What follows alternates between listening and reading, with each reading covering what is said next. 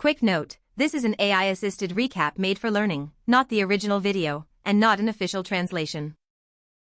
Every time a powerful new technology arrives, the prediction is almost always the same: mass unemployment, machines taking the jobs, and people left with nothing to do.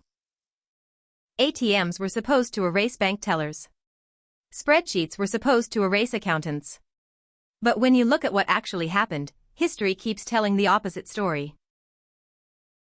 Here's a fact that surprises almost everyone. Of every single job title the US Census has tracked over the past 60 years, exactly one has been fully wiped out by automation. Not dozens. Not hundreds. Just one single occupation, completely gone. We'll meet it in a few minutes, and it's more ordinary than you'd guess. That one number quietly undermines the whole story that automation simply deletes jobs. So if machines don't erase our work, what do they actually do? To see why, start with a strange question: why do we work at all? If it were only about money, a huge windfall should end it. Yet most lottery winners keep working even after hitting the jackpot. Beyond a paycheck, work gives us purpose, status, and a sense of identity. Because we want those things, we keep inventing new problems to solve and new things to do. That hunger for something to work on turns out to matter a lot. The key idea behind all of this is simple: a job is not one single thing. It's really a bundle of many separate tasks stitched together. When a new technology shows up, it usually automates only a few of those tasks, not the entire job. The rest of the bundle still needs a human.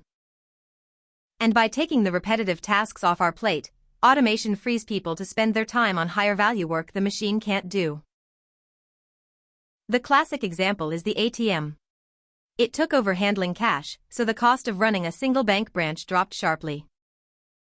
Because branches were now cheaper to run, banks simply opened many more of them. And more branches meant they needed more tellers, not fewer.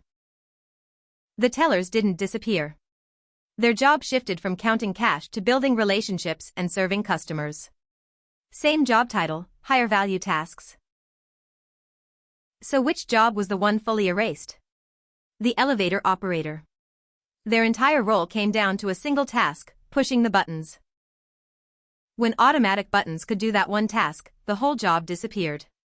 A job made of a single task is the one that's truly at risk.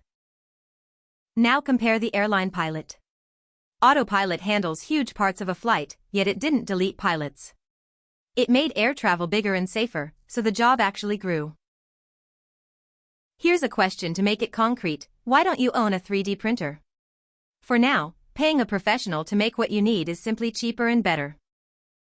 But once a technology gets cheap enough, it crosses a line and unlocks enormous new demand, uses and industries that simply didn't exist before. Economists call this competing against non-consumption. The biggest opportunity isn't stealing today's work. It's serving all the demand nobody could afford yet. There's hard data behind this optimism. MIT economist David Autor found that about 60% of the jobs people do today did not even exist back in 1940. Think about that.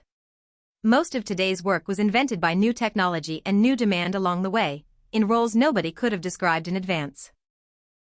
So the honest expectation isn't that AI leaves us with nothing to do. It's that AI helps invent whole categories of work we can't picture yet. None of this is a promise that no one gets hurt. The shift from old tasks to new ones can be slow, uneven, and genuinely painful for real people. Speed matters. If the change comes faster than workers can retrain, the gap between losing old tasks and finding new ones can hit hard. But notice the crucial difference: losing a few tasks to a machine is not the same as losing your whole job. The bundle adapts. So here's the takeaway. In the end, AI, like every tool before it, mostly automates tasks and amplifies the people who use it well. The real question isn't whether AI takes all the jobs. It's whether you climb up to the new, higher value tasks it creates along the way. History is firmly on the side of those who adapt. The original video is linked in the description, so go and watch the full thing. See you next time.